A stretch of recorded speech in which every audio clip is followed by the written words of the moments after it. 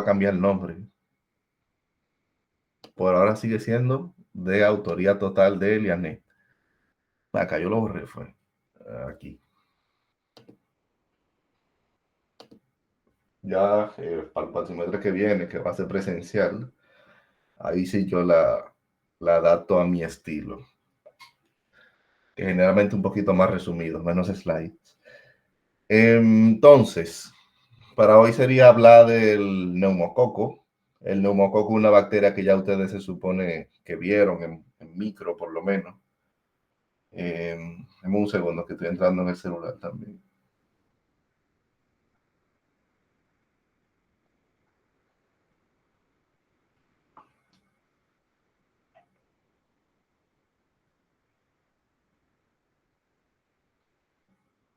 Ok. Entonces, decía que el Streptoneumoniae es una bacteria que ya se supone que han visto por lo menos en micro. Y bueno, el punto de ahora sería hablar particularmente de toda la enfermedad que produce él. El Streptoneumoniae es clásicamente conocido como neumococo. No he pasado ningún slide por si acaso. El neumococo, recuerden que sería un coco gram positivo si lo clasificamos. Un coco gram positivo y como es strepto en cadena. Y en micro decimos incluso que tiene forma de lanceta, si lo recuerdan a lo mejor. Entonces eso sería a nivel microbiológico el estreptococo. Y desde micro también se supone que algunas asociaciones, por lo menos los que tomaron clase conmigo, saben que el neumococo, a mí me gusta decir que causa principalmente tres enfermedades. Es la principal causa de tres enfermedades. Es decir, que si llega un paciente y tiene un adulto y tiene una neumonía bacteriana, el número uno, el neumococo. Bien. La segunda enfermedad que comentaba, yo lo dije cuando estábamos hablando del Haemophilus influenzae, es que el neumococo es la principal causa de otitis media, por encima de todo. Bien, es decir, la principal de neumonía, principal de otitis media, recuerden que externa es pseudomonas, no neumococo. Y por último, también el neumococo, aunque el nombre es neumo de pulmón y no suena nada a eso, el neumococo también es la principal causa de meningitis en el adulto. Bien, entonces ahora estaríamos desglosando esa parte del neumococo, básicamente lo que es y las distintas enfermedades que produce. Ahí lo tienen, justamente lo que estaba comentando, y es que el neumococo es una causa importante de esas tres. Bueno, está bacteriemia, que es bacteria en sangre, pero realmente todo puede llegar a la sangre. La E. coli, incluso de la orina, pasa para la sangre. Cualquier infección bacteriana que no se trate con antibiótico va a seguir progresando y de ahí puede coger para la sangre. Bien, entonces, luego decía que sería la principal de neumonía, meningitis y de otitis media. Fíjense que también es una causa de sinusitis. De eso vamos a hablar un poquito más adelante porque a lo mejor ya eh, pueden ir pensando, la sinusitis, yo cuando estornudo varias veces a lo mejor es un neumococo que tengo. No, no es la principal causa de sinusitis. Por lo menos no de manera general. Bien, pero vamos a hablar ahora de eso. Y nada, eso ya lo estaba comentando, que causa enfermedad tanto en niños como en adultos. Es más importante probablemente en el adulto. En los niños que no están vacunados también, pero bueno, en el adulto de manera general sigue siendo el número uno. Eso fue lo que yo estaba comentando a nivel microbiológico, que sería un diplococo gram positivo, mírenlo ahí. A mí no me gusta mucho ponerlo como un diplococo, pero sí, realmente suelen andar en cadenita bien corta, puede ser de 2 y de 3, por eso aquí lo ponen como diplococo. Y tenemos lo de en forma de lanceta. Yo particularmente en esa imagen no veo ninguna en forma de lanceta. No sé si eso es muy abstracto, depende de quién lo vea. Yo no lo veo. Y claro, el estreptoneumonia, recuerden que los estreptococos lo dividíamos en micro también, que si hacía alfa, beta o gamma hemólisis. Los estreptos estaban ahí. De lo que hacían alfa hemólisis, particularmente sería, bueno, sí, alfa hemólisis, igual que el grupo Viridans también. Entonces, tiene la parte de la susceptibilidad a la autoquina, eso muy de micro, nada de eso va a salir en el examen, ¿eh? Y bueno, también hablábamos de que yo le comenté en algún momento que algunas bacterias se caracterizaban porque tienen cápsula y que las bacterias que tienen cápsula se fagocitan en el vaso. El neumococo es una de ellas. Tiene cápsula, Por lo tanto, cualquier persona con problema a nivel del vaso va a tener riesgo para esta infección. A nivel epidemiológico, yo lo estaba comentando, es una causa muy importante de otitis, neumonía e incluso meningitis, yo diría. Fíjense que los niños, incluso cuando no se vacunan, es una alta causa de mortalidad, ya después de un año principalmente. Y bueno, ya enfermedad más severa serían los extremos de vida. Incluso se supone que todo paciente, como dice, hay más de 65 años, ya es una indicación para ponerte la vacuna. Bien, que bueno, creo que fue Rita, sí, es que le habla a ustedes de inmunización del adulto y no sé si ya lo dio, pero esa vacuna es importantísima, la del neumococo, en el adulto y en todo paciente que tenga riesgo a hacer esa enfermedad. Entonces, nosotros se supone que tenemos el neumococo de manera normal en muchísimos lugares, particularmente en la nariz podemos tenerlo, y esa colonización incluso en algunos lugares ya pues fuera de la nariz podría ser temporal en teoría.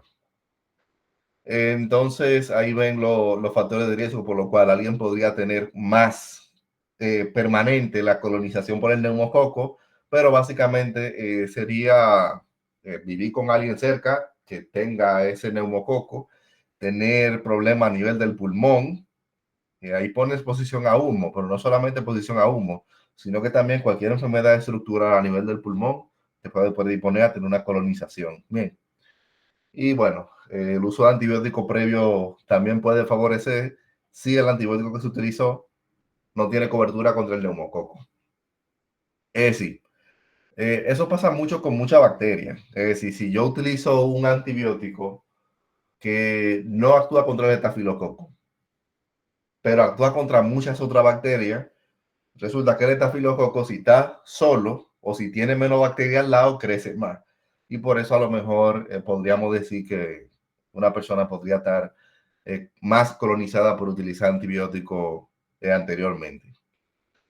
Entonces, yendo por el mismo lado de que son las personas que tienen más riesgo de una infección como tal del neumococo, se habla de algunos problemas anatómicos a nivel del líquido cefalorraquídeo.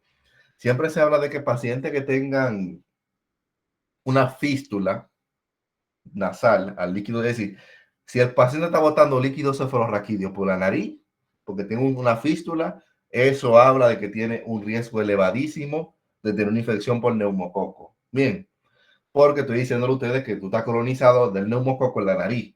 Y si el líquido cefalorraquídeo está saliendo por tu nariz, puede que ese neumococo coja para el líquido cefalorraquídeo y te dé una meningitis. Bien, igual también los pacientes que tienen un implante coclear, es decir, tener un dispositivo en el oído, eso también puede favorecer una infección por el neumococo en el mismo oído y de ahí coge para cualquier otro lado, porque el neumococo que vive ahí en el oído puede también eh, colonizar ese dispositivo y por ahí hacer más infecciones. Luego hay otros trastornos, como ven ahí, trastorno incluso autoinmune, problemas a nivel de anticuerpos, tener menos una inmunoglobulina que otra, y también la hipocomplementemia, tener los complementos bajos.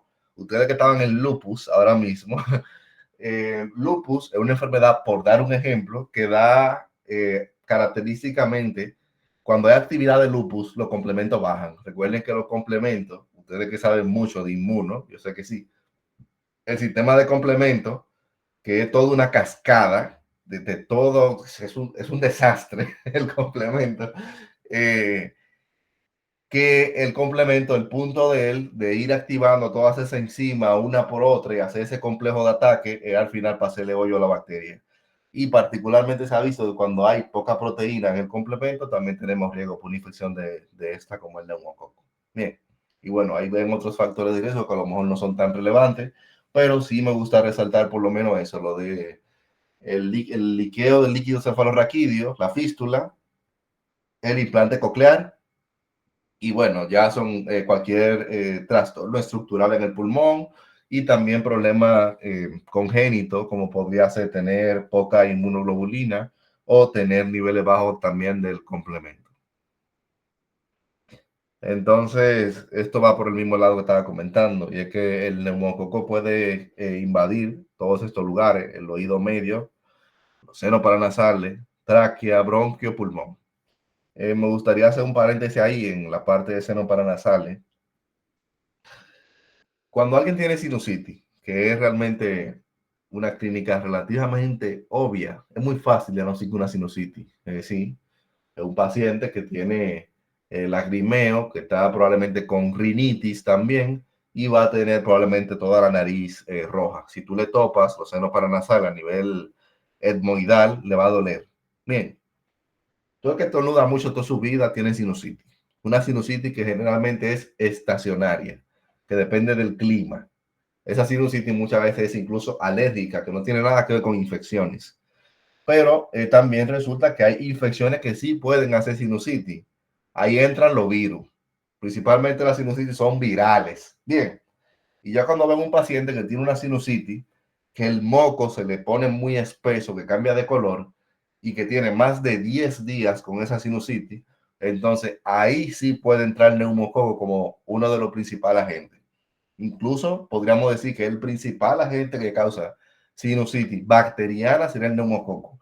Pero recuerden que no estoy diciendo que le pongan antibiótico a la sinusitis, porque primero están las alérgicas, luego están los virus, y por último, como última instancia, vamos a pensar en un neumococo. Bien, nada, entonces resulta que todo esto viene por nasofaringe, pero ya cuando llegan al pulmón, puede hacer un empiema, que sería como un absceso ahí a nivel de sería pus a nivel del espacio pleural, es un empiema. Bien, y bueno, de la sangre puede coger por cualquier otro lugar, como ven ahí, puede infectar corazón, hueso, articulación y el sistema nervioso central, que es probablemente el más importante de todos en cuanto al hematógeno, porque una meningitis puede matar a cualquiera. Bien. Ya eso lo estaba comentando, que el principal agente de la otitis media, la sinusitis generalmente sería esta. Si un paciente tiene síntomas de sinusitis durante más de 10 días consecutivos, entonces ahí yo puedo pensar en un neumococo y tengo que dar antibiótico. Bien, igual la sinusitis se supone que no deben de dar fiebre. Una simple sinusitis no da fiebre. Y lo que decía también de que el moco suele tener cambio de el espesor, el color, y bueno, eso también puede orientar a lo mejor a que es una bacteria. Una sinusitis viral generalmente mejora a los 3 días. Bien. Y de inicio a casi ninguna sinusitis yo le daría antibiótico. Sería una sinusitis que tiene ya mucho tiempo. Nada, también juega un papel en pacientes que tienen bronquitis crónica, meningitis, dije que la principal en el adulto, bien, lo tienen ahí. Generalmente es porque viene del oído o de la sinusitis. Viene más del oído que de la sinusitis, pero generalmente es así. O bueno, un paciente que tenga una neumonía puede coger del pulmón para la sangre y de la sangre entonces por ahí coger para el líquido cefalorraquídeo. Bien, entonces ya yo lo comentaba eso, que es la principal causa de neumonía. Estas son radiografías que tienen neumonía. Aquí es muy notorio, ¿verdad? La neumonía que suele ocasionar neumococo, una neumonía que típicamente suelen decir que es local. Bien. Y bueno, la clínica de neumonía entiendo que está de más decirla. Un paciente que tiene disnea, un paciente que va a tener a lo mejor un dolor pleurítico, podría tener también, es decir, dolor de pecho. Y bueno, el esputo que típicamente cambia también de aspecto. Es decir, el catarro, si es transparente, no va a favor de una neumonía bacteriana. Bien, el esputo generalmente es más oscuro, cambia más marronado. Bien, eso estaba comentando que principalmente afecta un lóbulo. Y bueno, incluso podría acompañarse de derrame pleural, como en este caso. ¿Cómo tú sabes que tiene derrame pleural esa placa? Porque el ángulo diafragmático se borra. Ahí yo no lo veo, miren, en esta no se ve el ángulo costofrénico. Entonces, en ese caso, el paciente del lado derecho tiene una neumonía y también tiene probablemente un derrame pleural porque se borró el ángulo. Los laboratorios ya yo les comentaba cómo se suele ver un hemograma de alguien que tiene una infección bacteriana, ¿verdad? Vamos a ver los glóbulos blancos altos y generalmente esos glóbulos blancos van a estar elevados por la línea de los polimorfos nucleares, particularmente neutrófilo. Bien. El cultivo de esputo es muy útil en los pacientes. A la gente a veces se le olvida que si tú sospechas una infección bacteriana, tomar cultivo no está de más. ¿Eh? Porque el cultivo es que te va a dar el nombre de la bacteria que está ocasionando esa neumonía. Pueden ser varias. El neumococo es la número uno. Entonces se le toma el cultivo al esputo, al catarro, se literalmente echa el catarro en un fraquito, eso se siembra en todos los agares y se supone que en el sangre va a crecer el neumococo, ¿verdad? Porque es un gran positivo. Todo crece en sangre, pero bueno, el neumococo va a crecer único en la sangre, en el agar sangre. Hay pruebas de antígeno de neumococo en orina. Nosotros en República Dominicana no la hacemos. Aquí en Europa sí se usa mucho. Y también el panel, nosotros podemos diagnosticar por PCR el neumococo, pero generalmente eso sería ya, yo le comentaba cuando hablábamos de neumonía, recuerden, que eso sería un diagnóstico molecular, es un diagnóstico que sería por un panel y es un diagnóstico que sería caro, es muy caro. Estos son otros síntomas ya, síndromes menos frecuentes, conjuntivitis, endocarditis, pericarditis, artritis séptica, osteomielitis y abscesos epidurales. De esos, por neumococo, yo he visto solamente endocarditis. Bien, los otros no. Pero se podría ver, porque si una bacteria llega a la sangre, de la sangre puede coger para donde le dé la gana. Incluso con endocarditis hay un síndrome que eso obviamente no lo voy a poner en el examen, que es el síndrome de Austrian. Un paciente que tiene endocarditis, infección ósea y neumonía, si no me equivoco, esas tres. Se conoce como síndrome de Austrian, pero eso ya es muy de infecto, eso no va a salir en el examen. El tratamiento del neumococo, de manera general, la neumonía se trata con amoxiclap y es por el neumococo. El amoxiclap tiene una excelente cobertura contra el neumococo. Entonces ya sabemos que siempre que yo piense en un neumococo, probablemente amoxiclap va a ser una buena opción. Es decir, que si yo tengo un paciente con una sinusitis de más de 10 días con cambio de color de ese moco, le puedo dar amoxiclap. Y en sinusitis creo que son 14 días, que no es poco que le damos. En otitis media también amoxiclap. En neumonía ambulatoria, es decir, si tú tienes, no toda la neumonía que ingresarte, si tú no requieres oxígeno, yo no tengo por qué ingresarte. Si tú estás muy bien y no sufres de nada. Entonces, en ese caso, amoxiclap para la casa también. Perdón, en el caso de que yo tenga que ingresarte, en ese caso, la amoxiclap no viene endovenoso, entonces no te lo puedo poner endovenoso. Y bueno, en este caso utilizo una ceftriaxona de tercera. Igual en el caso de meningitis, solamente que en meningitis el neumococo tiene una particularidad y es que nosotros cuando tenemos una meningitis tenemos que dar ceftriaxona, ¿verdad? Por el neumococo. Incluso tenemos que dar dosis más alta. Pero una complicación típica, bien interesante, que tuve una paciente con eso y me dio mucha pena. La meningitis por neumococo puede asociarse a sordera. Es decir, como el neumococo puede invadir el oído medio, los pacientes como complicación de una meningitis por neumococo pueden dejarte sordo y esa sordera es irreversible. Eso se queda con toda tu vida, ya te va a quedar sordo. Yo vi una paciente muy joven, como con 19 años, que le dio la neumonía, le dio la meningitis, perdón, y quedó sorda, sorda, sorda. Oía, pero muy poco. Por eso nosotros a la meningitis también tenemos que darle desametasona, porque se ha demostrado que la desametasona, recuerden que un esteroide, ayuda a desinflamar y eso ayuda a que en inicio una meningitis no deje sordo a un paciente. Es decir, que ceftriaxona para el neumococo, dexametasona cuando tenemos una meningitis por neumococo. Si no por neumococo, no te va a dejar sordo y no hay que poner dexametasona. Bien. Esta diapositiva tiene esas dos vacunas. Realmente está desactualizado. Rita le dio vacuna ya a ustedes. Sí, no. Sí. Sí, sí.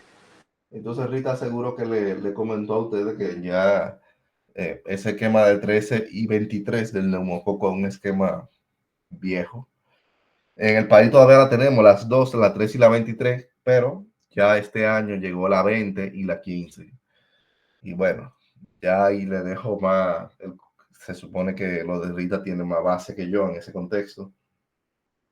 Pero bueno, al final de vacuna de neumococo, la más importante es la 20.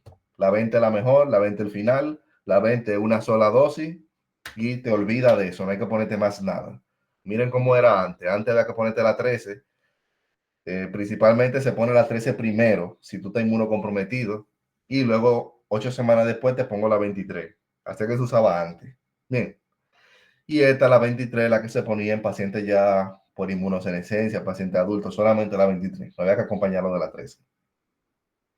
Pero ahora llegó la 20 y la 20 es el final. Yo hablo muy bien de la 20 porque la 20 solamente es una, digo, y ya. Si tú tienes factores de riesgo para un neumococo, dígase un implante coclear, una fístula nasal, problema en el complemento, o un problema pulmonar de base, yo te pongo la 20 y me olvido de ti. Ya tú estás inmunizado contra el neumococo y no te va a dar una enfermedad severa el neumococo.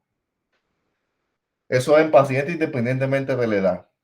Pero si tú no tienes ningún factor de riesgo, ya a partir de cierta edad, Rita seguro se lo dijo, no recuerdo exactamente si es 50, pero creo que a los 65, ya después de los 65 hay que ponerte la 20 también. Ese le quema viejo, yo no voy a preguntar nada de eso en el examen. Y bueno, eso es lo mismo del esquema viejo que no me interesa que lo dominen. Entonces, resumen del neumococo que va para el examen, lo que más ya hago hincapié, neumococo, principal causa de meningitis en adulto, principal causa de neumonía en el adulto y la principal causa de otitis media también. Y bueno, de sinusitis bacteriana también será la principal causa. Entonces, en ese contexto, si tienen un paciente adulto que tiene neumonía, si yo le pregunto